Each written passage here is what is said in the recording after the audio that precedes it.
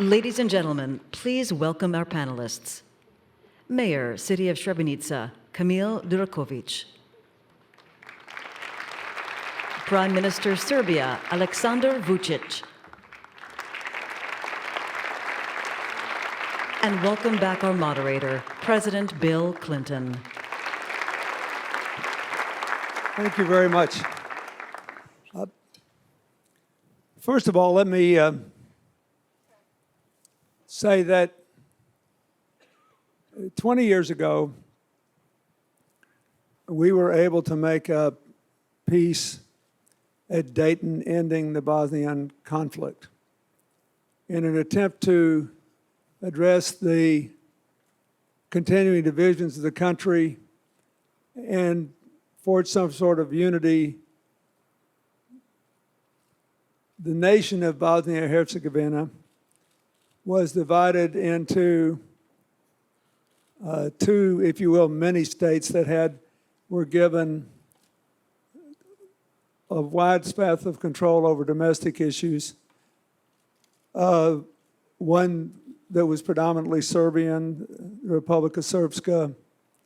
The other that included the Bosniak Muslims and the Croatian Catholics. And there was also a special zone there. It's complicated. And then a national government which had a rotating presidency,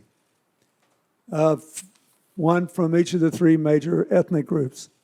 The presidency now is being held by a Bosniak, and he is also here. So I'd like to ask President Izetbegovic to stand and be recognized. Thank you for being here, sir.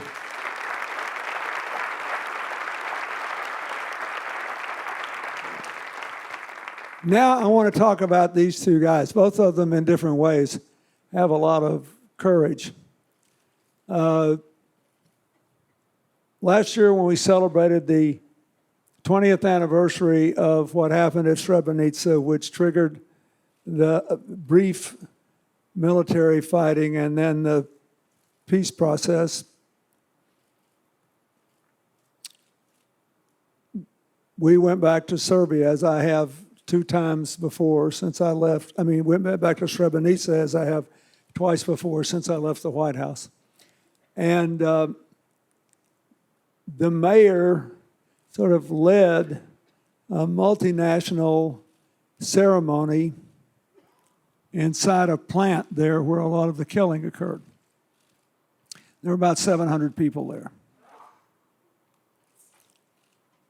And he gave a very moving statement about how he was an accidental survivor of what happened at Srebrenica, that he hid in the woods and he lost his father, his brother, every male classmate he had. And he decided that the purpose of his survival should be a new era of peace and reconciliation. It was very moving. He's in his 30s. He was 16, I think, when that happened. So he invited the Prime Minister of Serbia, also in his 30s, therefore not in a decision-making capacity at the time all the trouble hit. And he said, I want you all to make him feel welcome. And he stood up, and I did too. I was thrilled he came. You'd have to know a lot about it to know what a very brave move it was for him personally and politically.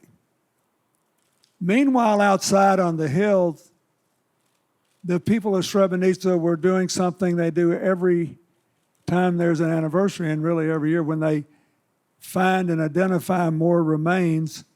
The remains are sanctified in a religious ceremony and then interred. Most people were out there. It was in the 90s. It was in the summertime. It was really hot. And they didn't know he was there, and they sure didn't know he'd been invited. So when we ended our ceremony, we went outside. When the crowd recognized him, some people got mad, threw rocks at him, and he had to be hastened away.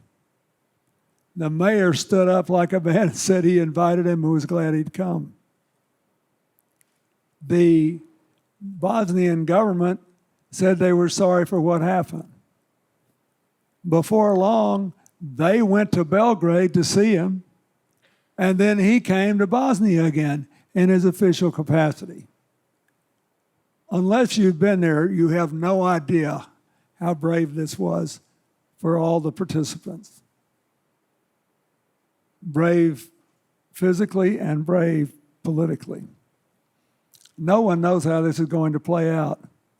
All I know is that this is one place where the young are leading the old in the right direction. And so I think I'd like to start by giving them both to say, what next? What's going to happen? What should happen? What can the rest of the world do to help you? Go ahead. Prime Minister. Thank you, Mr. President. Thank you all for being here. I have to say, of course, and I'll be very frank, as always, I might say, it's a lose-lose political situation for me. It's very difficult to make any comments even on political conclusions that Advija Ibrahimovic made about a terrible story that she was saying to you, and which is true. And I won't comment on her political conclusions. Just wanted to say that, yes, I am a Serb, a proud Serb, proud to be a Serbian Prime Minister, and I went to Srebrenica to pay respect to all the victims of that terrible crime committed in 1995, was attacked by most of the people that were present there. And to tell you the truth, was not afraid at all, didn't bow my head, not for a single moment. Because I felt well, because I had a very clear conscience, wanted to say that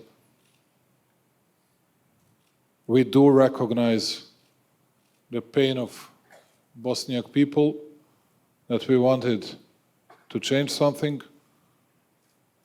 And we did our best, at least in Serbia, to prosecute, to chase those guys that were participating in that terrible massacre, in that terrible crime that happened in Srebrenica in 1995. And I think that in the last 1.5 years, at least, we arrested 16 of those guys that were involved into that terrible crime. I wanted to add something else. Was able at that time to speak to Camil Durakovic. Will always be able to speak to him. And we'll do our best to keep the peace and stability in the region, which is not easy at all. It's even more difficult today than it was last year, than it was 20 years ago. And it's becoming more and more difficult. And to tell you the truth, there are similar stories on the other side. There are a lot of Serbs that can say the same stories. I don't want to make any comparisons.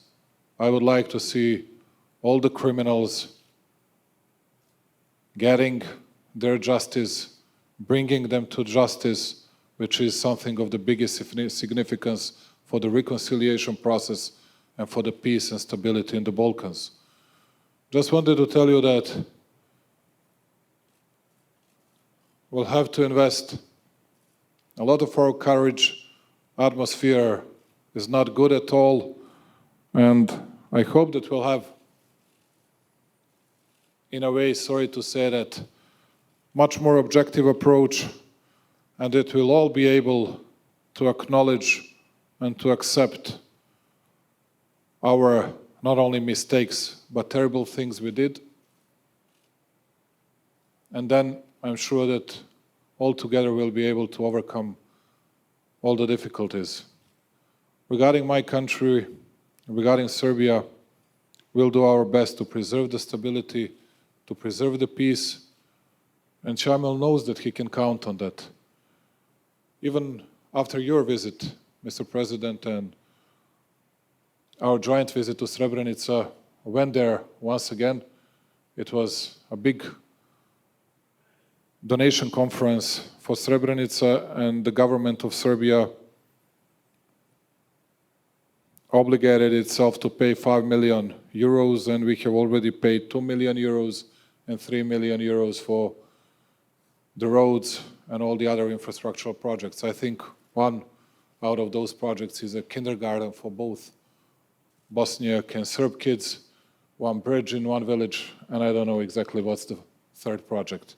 And to tell you the truth, among all the others that were present at that donation conference, I think that we were the only one that actually delivered what we promised. If Camil would like to be absolutely sincere. And I'm proud to say that, because it would be detrimental for both Serbs and Bosniaks. I'm finishing my that introduction with the words that we need each other. Otherwise, we'll face disaster, both Serbs and Bosniaks. And there are no winners. And there should not be humiliated sides in the future. We need to work together. We need to live together. Otherwise, I'm very much afraid of the future of the Western Balkans once again. Thank you very much for having us here.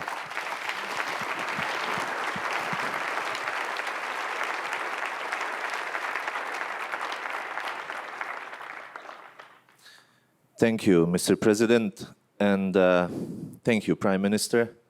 I want to thank to my President of Bosnia being here tonight with us. Thank you, sir. And hello to everybody. As I was introduced, I am mayor of this small town that makes a lot of troubles in the world, in the region especially. As I am half American, half Bosnian, Muslim, Bosniak, however you want to call, actually my mission to return from America to Srebrenica was actually to build such a relationship concerning Serbia and Serbs and all other people living in the region of the Balkans. So that's why I'm committed, and that's why I make not really funny steps concerning my people, but they are hard and tough steps to move forward. And we are committed, and I committed my life to that. I could have stayed here and lived great life, as most of you do, but I sacrificed because personally I did survive everything, and most of my schoolmates, unfortunately, as President says, I survived by accident, and they had no chance to survive. So I wanted, it's just like a, let's say, survivor's guilt that I felt, and I couldn't have done it differently. So when I came to Srebrenica, my intentions were not to be a politician, but sometimes we never know what's our destiny. And I'm now proud that I can represent my people, first of all, people that is European Muslims, civilized European Muslims, committed to live with others in peace. And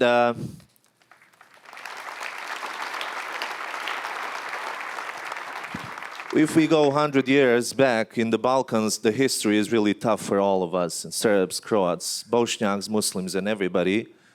And my, let's say, my vision was to actually change the future, let's say 100 years of the history, and I've spoke to Prime Minister many times about that.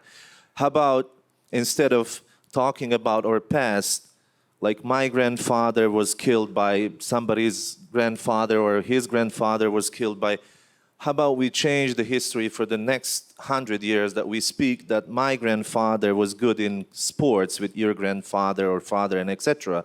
So what I liked about Prime Minister Vucic was that we had the same thoughts. And when you said at the beginning that I invited him, I would have to change that statement and say that we invited him, because this organizational committee numbers 50 people of mothers, survivors, including our political authorities in Sarajevo. We all welcomed him. And that's what our desire was to actually try and push.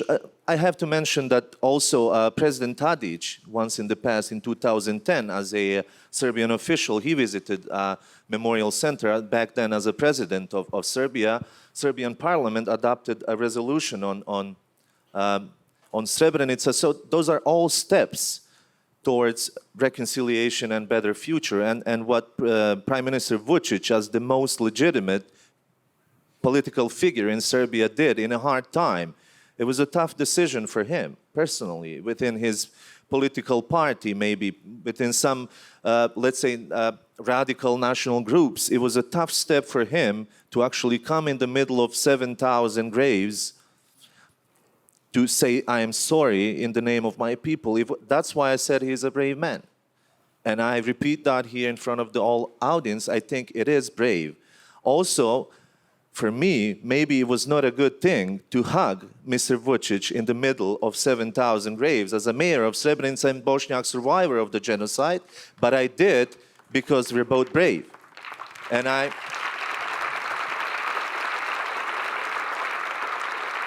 some of my people, Bosniak people, did maybe, let's say, criticize me afterwards, and I had a really tough time, but I said that they don't know. And all people in the Balkans that think that peace has alternative, they don't know. If you just ask ordinary person in let's say, in any town in Serbia and Bosnia, are you to kill each other again? Everybody would say no. But if you say, are you to reconciliate?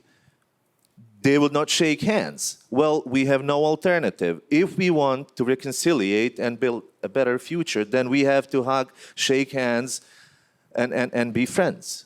So this is a little bit about me, and I think that besides good things that Prime Minister, well, afterwards, after July 11th last year, just because I was criticized, I invited him again to come to Srebrenica, but for the different event. And then all of the political leaders from Bosnia, including position, opposition, Bosniak Serbs and Croats, they all came there. We all gathered together in this small town, powerful town, that sent a message that actually gave us a hope that there will be a better future. And we've sent it from Srebrenica, the town where genocide was committed, all these crimes and all, let's say, hard past for us. We want to be an example for, let's say, for the region. We want such relationship between Serbia and Bosnia and Herzegovina, not only with the town of Srebrenica, because we all need that. We want it to be an example.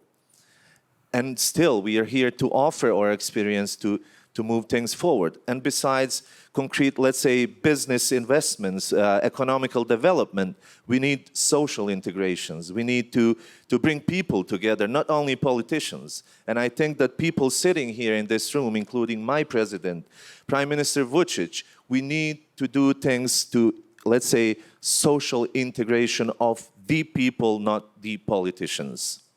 Thank you.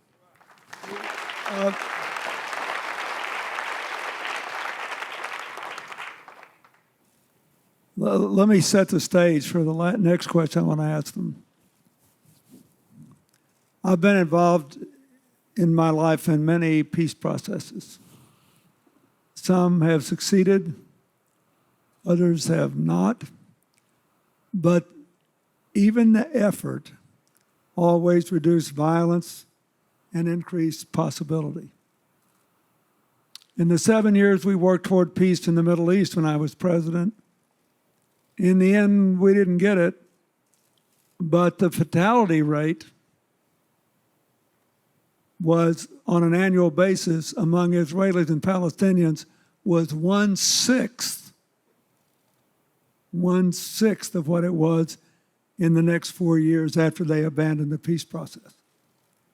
So this is really important, making this. Now, in every peace setting, one of the things that the parties have to do is to decide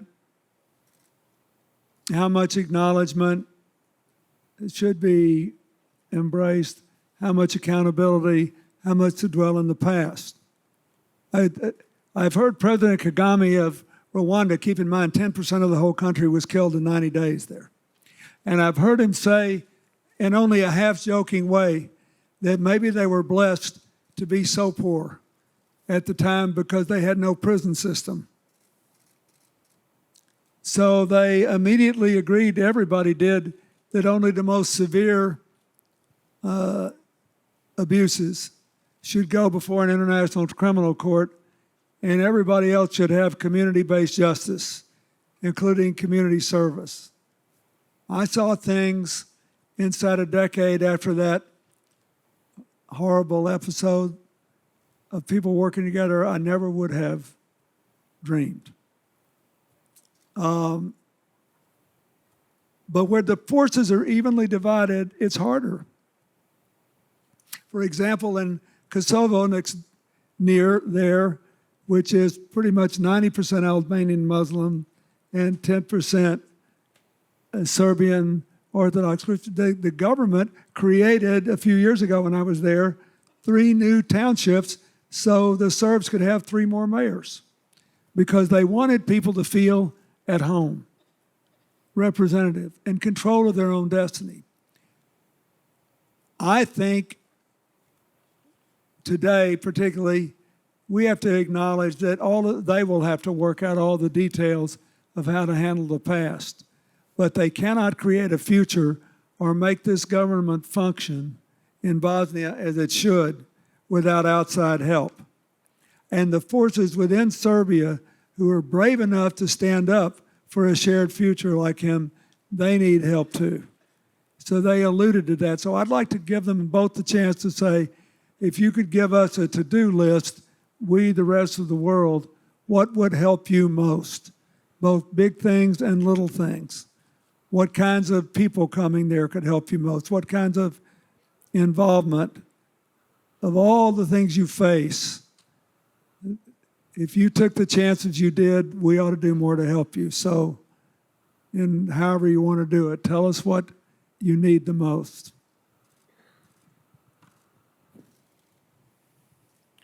Just thank you for your remarks, and wanted to thank to Camil on his sincere words, and to add only 3 things.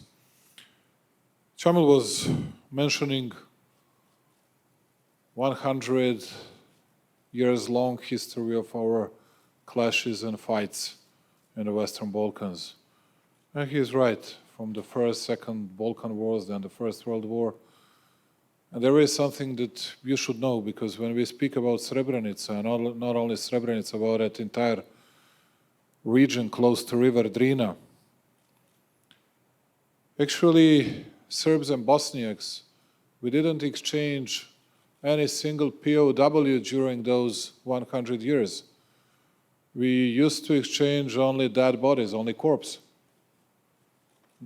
Not a single POW. It's a terrible hatred that was spread among all of us, and I'm very much afraid there is a very fertile ground for that in the future. I'm not that optimistic, sorry to say that, but I can only say to you what I said to my people, and then I'm going to refer once again to that lose-lose situation for me.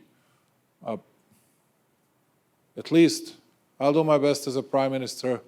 Today we do have a full legitimacy that we got from our people. But still, it's not all up to us. But we'll do our best to secure the peace and stability, which is very important for an entire world, not only for that part of Europe. Also wanted to say that it was not easy for me to come here because it was highly criticized weeks and days before I went to US, because the President Clinton was organizing this very important event to me.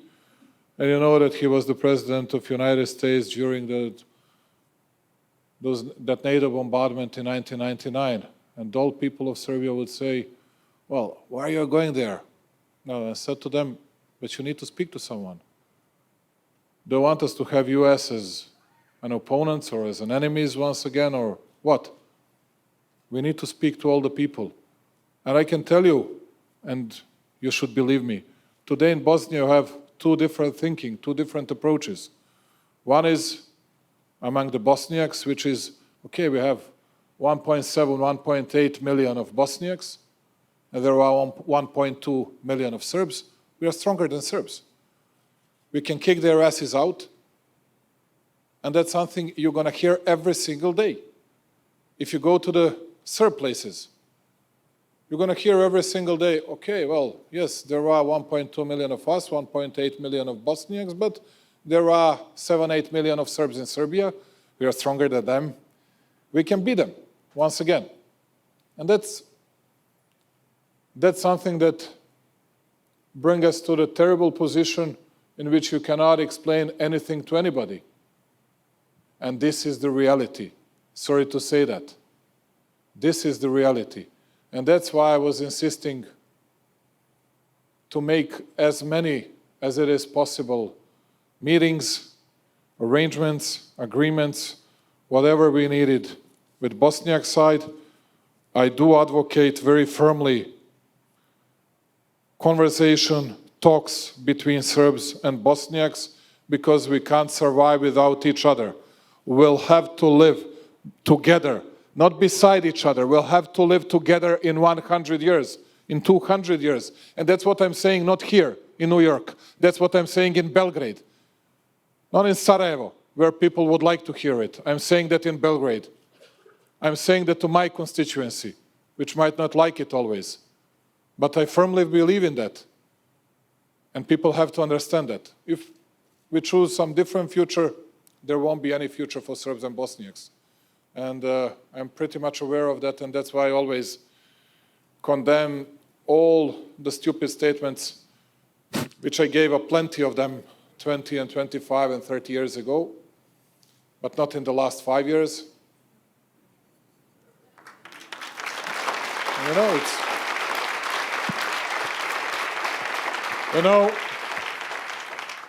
I'm just an ordinary man, not better than all the others. I'm not a Superman that didn't make any mistakes. I hate those people that would always say that they didn't make any mistakes. I did them a lot, and not ashamed to say that. Thank you. Yes. But just wanted to say many thanks to the organizers, many thanks to Camil, and I'm grateful that Bakir is here, and see that Zlatko is here as well, and always be profoundly grateful to make my contribution to preserve the peace in the Balkans. Thank you once again.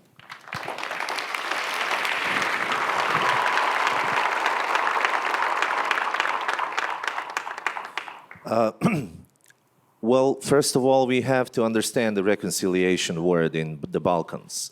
Some people think, like 21 years ago, we were killing each other massively, as the Prime Minister says, that no POWs. So 21 years after, we have to give ourselves some credits for, let's say, Srebrenica, a town where today we have multi-ethnic society, people living together, no single case of revenge after everything. So we are on a good way, naturally speaking, because we didn't go through some certain special projects to reconciliate. People of the Balkans, this is on the question, what can you do to help us? Naturally, they know how to reconciliate, but sometimes politics or the larger, broader audience do not understand that the reconciliation is a process. It's not a one-time handshake. It's not a one event. It's not one dinner, but it's a process that will last longer than we maybe live. The major point of everything is that we are committed never to stop on that process. So we're just being a part of that process, and I hope that our future generations would have an easier task. Sometimes we cannot solve all of the problems in our lifespan, but I think that we are obligated to build a better fundaments for the future generations that come. And there, you can all help us. I mean, especially United States as the country who actually was involved directly in peace in Bosnia and all other things. Like many people don't know how many influence like you as a president had and on people's lives in Srebrenica, for example, after in 1997, if I remember, in Lyon, G7 meeting when you initiated ICMP, a commission, which was a commission for finding and missing persons, and those are things that helped lives of people, but they're not published much. And I know that the refocus of Washington to the Balkans is a next mandate. When I hope that you will be a husband of a future president of this country, I have to be honest. And I vote too. And I vote too if it means to you as an American citizen, and I will. So I hope that that refocus of Washington to our country, and you are familiar with the region, and you know we don't even have to tell Which you. Which means that Americans are ruling Srebrenica. And I know that encouragement, we're there. We show that we are ready to move forward, and I hope, and I know if you promise us, it will happen. Thank you. Thank you. One of the things I wish you could have all seen, and I want to tell President Ibrahimovic so we can take this home, but I actually went to a meeting when I was there for the 20th anniversary of the Bosnian presidency. And as I said, it's sort of a cumbersome thing. You have a Serb, a Croatian, and a Bosniak Muslim, and they rotate the presidency. And I've been keeping up with this ever since I left. I think this is the best panel we've ever had, the presidency, and they were talking together, working together. Look, America has a very substantial Serbian community. We should be supporting the Prime Minister and the Serbs in Bosnia. We have a very substantial Croatian community, mostly in Cleveland, but around. And we got, as you see, a mayor who can vote in both places. And there's a lot of sympathy and empathy for the Bosnians and what they went through even 20 years ago. I think it's important that in an organized way we help them. The American government has tried, I must say, through Republicans and Democrats on a bipartisan basis to be a friend of this peace process, to be a friend to the persistence and the survival of the state, but we have not done enough to help the Prince of Peace triumph. The people, when they take the kind of risks they're taking, I will say again, they're political risks, but there's personal too. They deserve our support. In my home, I have two beautiful, highly unique samples of large rocks that came out of Bosnia, which is one of the most geologically interesting places on Earth. And when your father was the leader of your people and they had no money, all they could do is give these unbelievably gorgeous rocks to people who were trying to be friends with them. I have two, that it's inconceivable that these things were actually dug out of the ground in the form they're in. And it reminds me every day that there is human and material wealth everywhere, and not organized investment and organized support across political and personal lines. So I will just say this, we have others here from around, one of my friends from Montenegro is over there. We've got people all over, but America has people from all three of these communities. And we have people who care.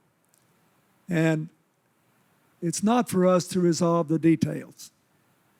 He's got a real headache now with a referendum about whether a Serbian national holiday should be on a day that is recognized as important, not even by the Croatian Catholics, but only by the Orthodox Christians? And does this mean sort of a statement of opposition to the Bosniak Muslims and the others? There's 1,000 issues like this. It's not up for you and I to resolve this.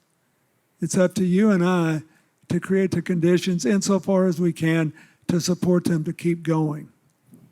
I've been in these long drawn-out peace processes when nobody ever thought it could happen, and I've been in them when they broke apart. A long, boring, drawn-out peace process is way better than when it breaks apart. And I can't tell you, maybe it's because I lived through all this 20 years ago. But when I looked at that crowd in that dark factory building where all that killing occurred, and I saw that man sitting bravely there, and then I heard the mayor tell his story. This is a long way from people wandering in the woods with rifles looking for people to kill, as if it were hunting season, to two young people who have more tomorrows than yesterdays, trying to create a shared future. And look at all the fighting that's going on everywhere in America today. I mean, everywhere in the world today, all this division. And here you got a place where they tried it, and they know peace works better than war. And in a troubled world, we need to hear their message everywhere. And they need to survive given it and to thrive. So I ask you all to support them and help them. Let's give them a hand.